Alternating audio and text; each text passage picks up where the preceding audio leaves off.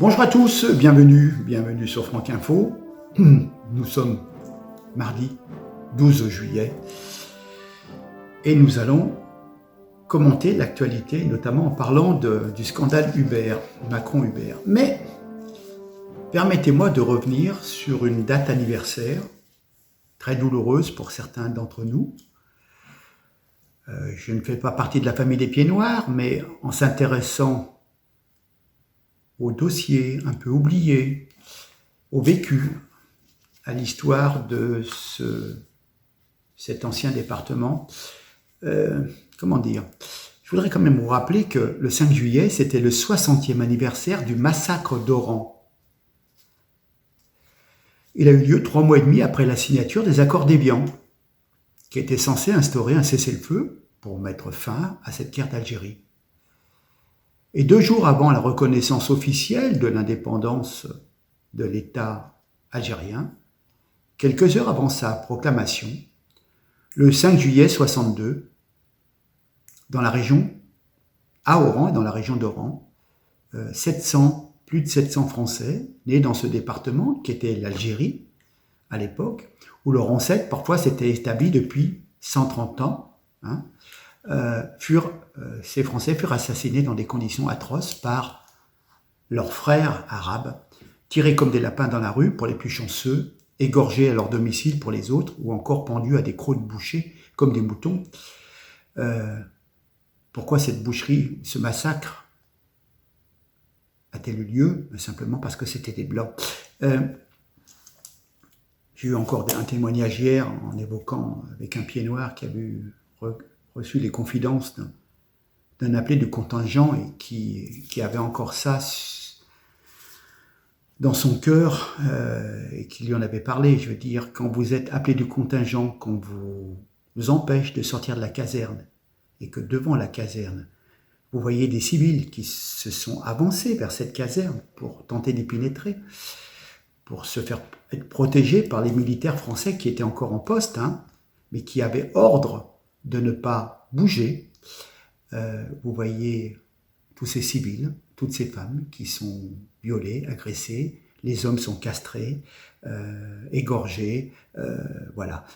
Tout ça devant vos yeux avec les consignes militaires de ne pas intervenir pour défendre les civils, vos compatriotes.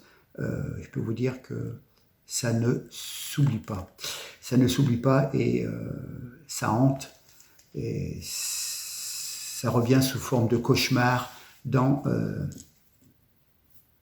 votre sommeil. Voilà. Et vous savez, quand on parle de racisme, le racisme n'a pas de frontières, il n'y a pas de couleur de peau, même si on veut faire croire que ce sont les Blancs qui sont racistes. Si on prend un peu le temps d'étudier l'histoire, voilà. Alors, en plus, quand on rajoute la religion, alors là, c'est encore plus odieux. Voilà. Alors, ça va nous relier à l'actualité avec Macron. Le en même temps n'est pas possible.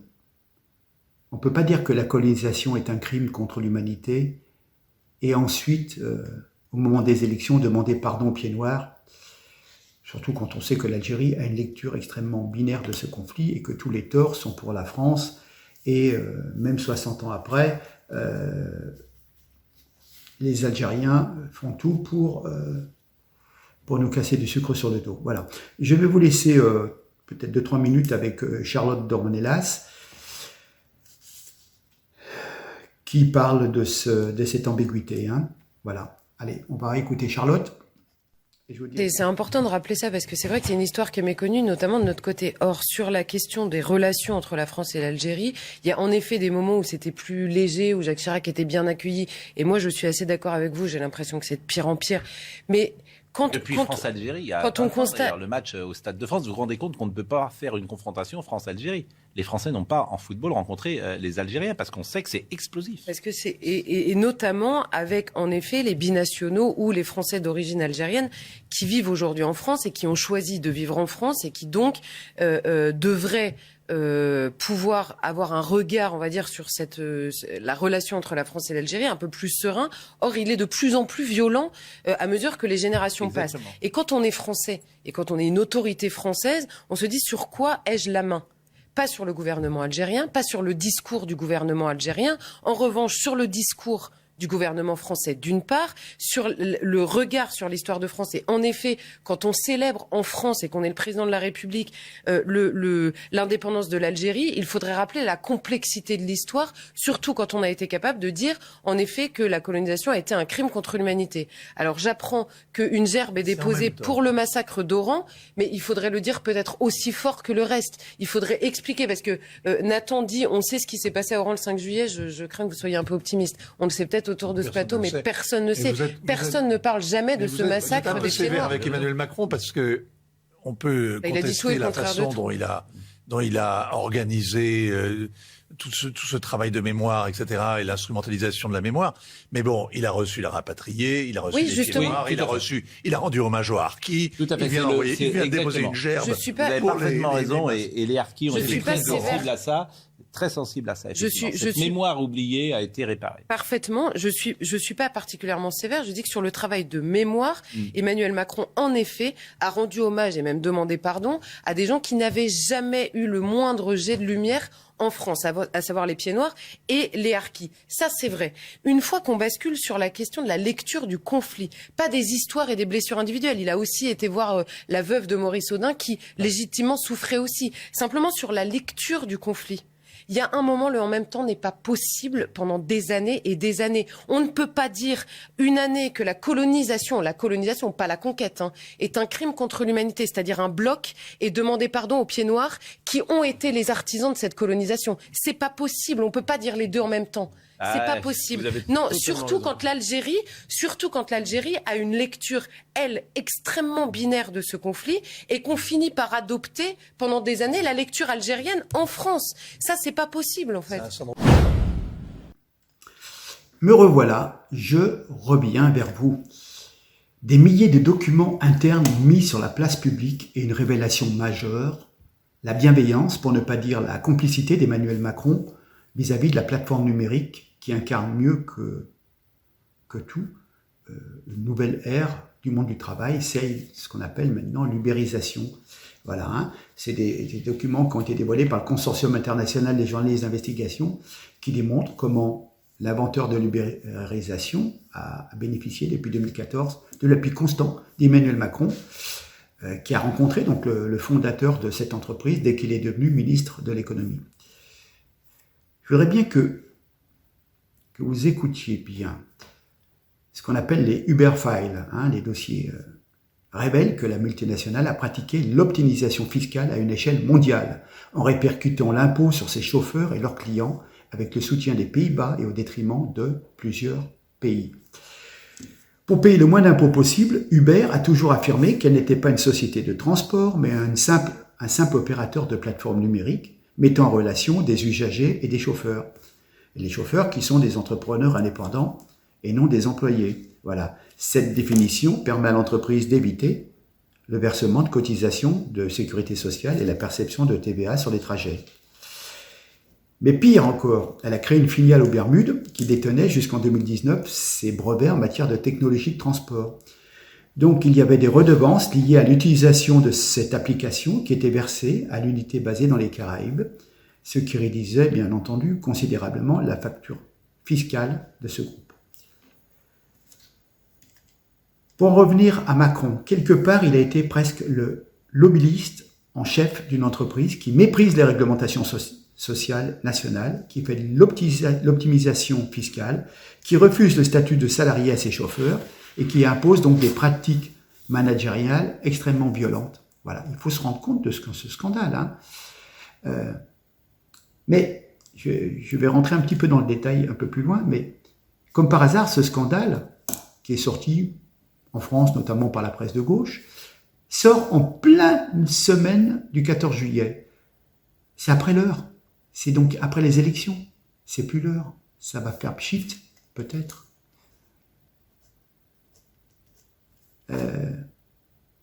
Comment dire ? Ça va tomber à l'eau comme McKinsey. malheureusement.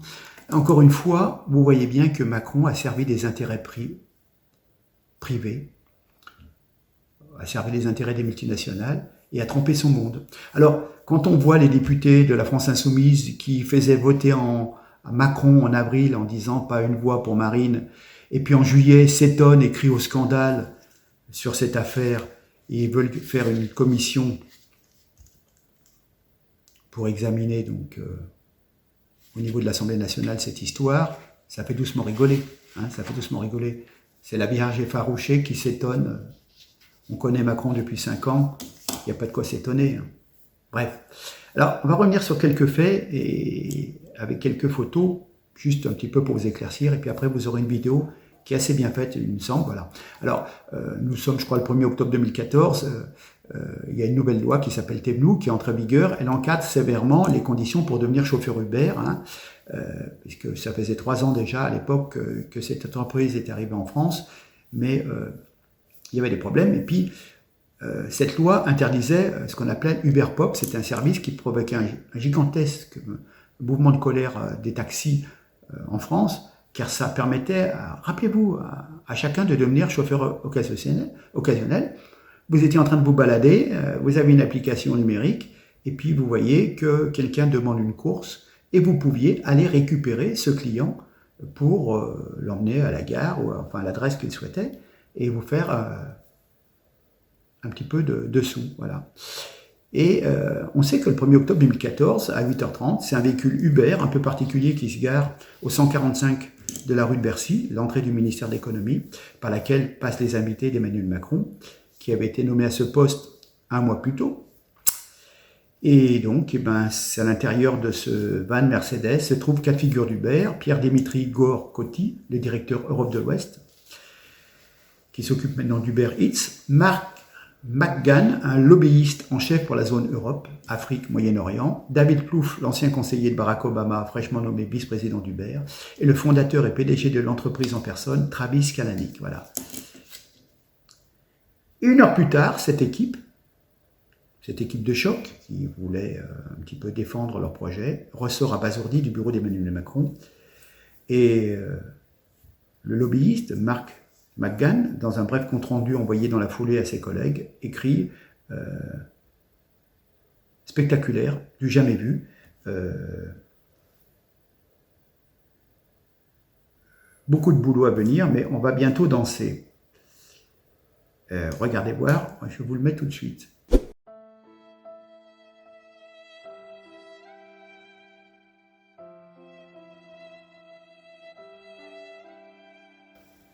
Donc, vous avez vu, c'est signé Mark McGann, le lobbyiste en chef pour la zone Europe.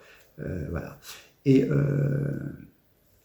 on peut voir également une autre photo. Nous avons un meeting méga top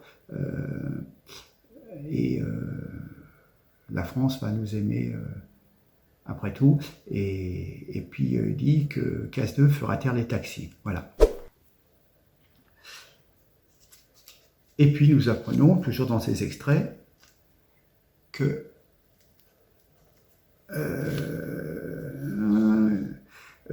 qu'Emmanuel Macron est favorable à une licence, light licence pour les VTC, et par conséquent un allègement significatif des conditions requises qui sont renforcées par la loi Thévenoud. Donc Macron fait tout pour faire revenir et alléger cette loi. Regardez.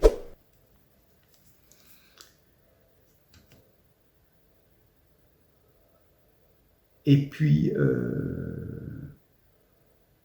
on voit un échange presque 1 an après, le 10 septembre 2015. Uber a une reconnaissance énorme à votre égard. L'ouverture et l'accueil dont nous bénéficions sont peu usuels dans les relations gouvernement-industrie. Je vous laisse regarder. Voilà. Donc, vous voyez bien que Macron a vraiment été au service de cette entreprise privée. Et on a appris plus tard aussi que ce fameux Mark McGann, il a quitté Uber peu après, mais il semblerait qu'il ait aidé au financement de LREM, La République En Marche, le parti créé au départ par Emmanuel Macron et qui avait besoin de rentrer des sous et qui a profité à première vue des connaissances et du carnet d'adresses de monsieur McGahn. Voilà. Donc on peut comprendre que le bilan de Macron, quand même, en tant que ministre, c'était la casse d'Alstom, hein, et puis cette compromission avec Hubert. Voilà. Réfléchissez, nous voyons tous que Macron déteste la France et les Français. Aucune valeur, aucun idéal, aucun principe. Tout chez lui est commandé par l'argent et le pouvoir. C'est quelqu'un d'éminemment malfaisant et un prédateur. Qui peut encore en douter? Allez, je termine par une petite photo comique. Je crois qu'il y a Benalla qui est dans le vélo derrière. J'ai vu d'autres photos qui confirment. Ah oui, Benalla, bien sûr, plus personne n'en parle. Voilà. Et je vais vous laisser maintenant avec une excellente vidéo qui explique un peu le déroulé d'une façon beaucoup plus journalistique que moi, mais comme ça vous aurez un petit peu, pour ceux qui ont eu le mérite d'aller jusqu'au bout de cette vidéo, comme ça vous voyez quand même très très bien ce qu'il en est. Voilà. Je vous dis à très bientôt. Je vous remercie en tous les cas. Partagez un maximum. Et puis, on va revenir très très prochainement. Il y a tellement de choses à raconter. Mais j'ai voulu là cibler principalement cette affaire parce qu'on ne se rend pas compte de l'importance, mais avoir un ministre d'État qui se met au service d'entreprises privées, c'est quand même assez dégueulasse. Bon, allez. Je vous dis à très bientôt. Merci, partagez, aidez-nous. Et puis, je vous dis à très bientôt. Merci. Au revoir.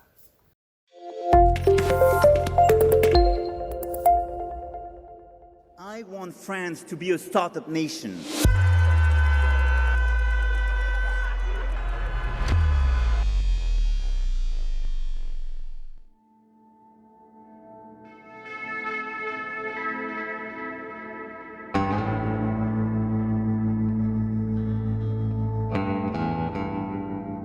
Ce qui est très intéressant dans les Uber Files, c'est qu'on voit vraiment qu'alors qu'Uber arrive sur le territoire français dans un contexte d'hostilité générale au sein du gouvernement, au sommet de l'État, que ce soit au niveau du président de la République, François Hollande, mais aussi Bernard Cazeneuve, qui est ministre de l'Intérieur, Manuel Valls, personne n'aime vraiment Uber. Et on voit qu'Alain Vidalis, le ministre des Transports aussi, s'en méfie, puisque Uber défie les réglementations en vigueur qui favorisent les taxis au détriment des VTC. Et Uber, dans ce climat-là, a un allié. Cet allié s'appelle Emmanuel Macron. Alors Uber a bien identifié qu'Emmanuel Macron pouvait être un point d'entrée pour modifier la réglementation française.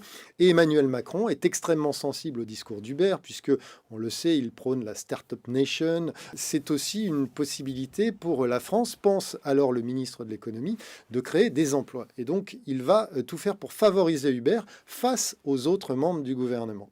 Alors jusqu'ici, j'allais dire, tout est logique, que Emmanuel Macron favorise une société dont il pense qu'elle va permettre de libérer la croissance de l'économie française.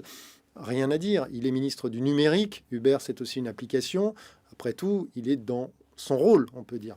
Sauf que se pose quand même un certain nombre de questions. Est-il vraiment dans son rôle alors que les VTC relèvent de la compétence du ministre des Transports? On n'en est pas sûr. Est-ce qu'il a été mandaté pour faire du lobbying en faveur d'Uber, alors que le chef du gouvernement lui-même n'y est pas favorable? Là aussi, deuxième question, son positionnement. Mais là où la question se corse, c'est quand on regarde quels sont les échanges de SMS qu'il y a notamment entre un lobbyiste d'Uber et Emmanuel Macron lui-même. Ces SMS sont nombreux. Là, on peut s'interroger. Un exemple. Il y a un moment où Uber fait l'objet d'une perquisition. Que fait le lobbyiste? Il écrit directement à Emmanuel Macron par SMS en lui disant voilà, on fait l'objet d'une perquisition, ils sont chez nous en ce moment, ils menacent même de mettre certains de nos cadres en garde à vue. Qu'est-ce qu'on fait? Est-ce que vous pouvez nous conseiller? Emmanuel Macron ne répond pas, donc on ne peut pas considérer qu'il a joué ce jeu-là. En revanche, un peu plus tard, à Marseille, le préfet va prendre un arrêté défavorable à Uber. Que fait le lobbyiste d'Uber? Il écrit à nouveau directement par SMS à Emmanuel Macron en lui disant « Nous sommes consternés par l'arrêté qui a été pris par le préfet ». Et Emmanuel Macron, à ce moment-là, répond « Donnez-moi les éléments factuels, je vais m'en occuper personnellement ». Et qu'est-ce qu'on voit un peu plus tard? L'arrêté est annulé, un autre arrêté plus ambigu est pris par le préfet de Marseille, donc ça ressemble quand même à un recul.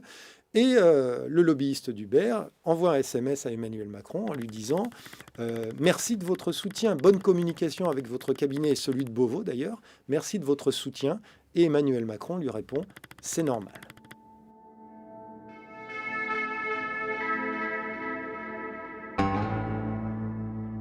Les Uber Files montrent aussi que Uber a tout fait pour qu'on ne vienne pas regarder dans ses comptes. Uber, c'est un champion de l'optimisation fiscale. À l'époque, il a une filiale aux Bermudes, il a installé son centre financier aux Pays-Bas. On sait que les Pays-Bas sont extrêmement conciliants avec la société, d'ailleurs dans des conditions qui là aussi posent question sur l'attitude même des Pays-Bas. Mais Uber est allé beaucoup plus loin. Uber a créé un dispositif anti-perquisition, anti-police quelque part, pour éviter justement qu'on vienne regarder d'un peu trop près dans ces données. Qu'est-ce que c'est que ce dispositif? Ça s'appelle, c'est Uber qui l'a qualifié comme ça, un kill switch, un coupe-circuit on peut dire. Ce dispositif, il consiste en fait à couper l'accès des ordinateurs, des employés ou des cadres d'Uber aux serveurs qui, eux, sont en possession des données. Ce qui fait que et ça s'est produit 2 fois en France, et autour de 13 fois, on l'a identifié dans les documents à peu près au total, lorsque que ce soit des policiers ou des agents, par exemple en France, de la DGCCRF, de la répression des fraudes, interviennent pour perquisitionner dans des locaux, eh bien, Uber coupe l'accès au serveur. C'est un peu comme si pendant une perquisition, finalement, un cadre enlevait un certain nombre de dossiers et allait les mettre à la poubelle pendant que la police est en train d'essayer de les récupérer, quoi.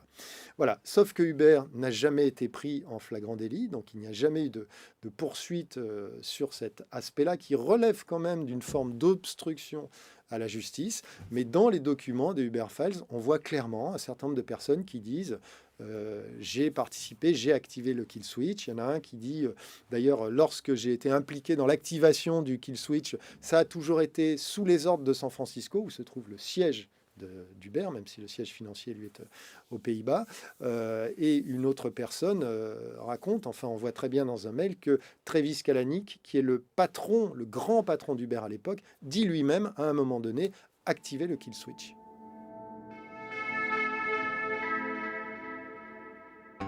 Toutes ces informations, on a pu les connaître grâce d'abord à un journal, un quotidien britannique, c'est le Guardian.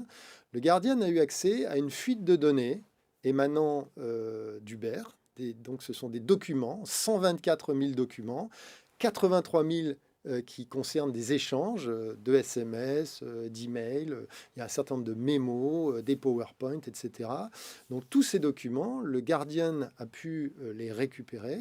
Et le Guardian a vu qu'il permettait finalement de plonger à l'intérieur de la machine Uber et de voir quelles étaient les dérives qui avaient été mises en place dans les années 2013-2017 en tout cas. Et il a considéré que le sujet était tellement important et il y avait une telle masse de données qu'il était nécessaire de les partager. Il les a donc partagés avec l'ICIJ, le Consortium international des journalistes d'investigation. Et l'ICIJ les a partagés avec ses partenaires, dont fait partie la cellule investigation de Radio France.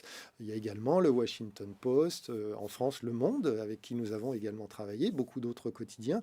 En fait, il y a 180 journalistes qui ont travaillé dans 44 pays pour éplucher ces données, et puis aussi pour les croiser avec des témoignages, parce qu'on ne s'est pas contenté simplement de regarder ce qu'il y avait dans des échanges, dans des messages, etc. On a aussi, pendant des mois, interviewé un certain nombre d'interlocuteurs de l'époque, notamment en France, l'ancien ministre des Transports, d'autres personnalités, y compris des cadres d'Uber, pour avoir leur version et essayer de corroborer justement ce qui apparaissait dans ces données avec le récit des anciens protagonistes de l'époque qui nous ont parlé aujourd'hui. Et c'est tout ça qui a permis de plonger à l'intérieur de cette entreprise et de voir que ce soit en termes de lobbying, d'un lobbying hyper agressif, que ce soit en termes d'optimisation fiscale, il y a eu effectivement un certain nombre de dérives, dont Uber d'ailleurs reconnaît aujourd'hui qu'elles ont existé, tout en disant qu'aujourd'hui elles n'existent plus.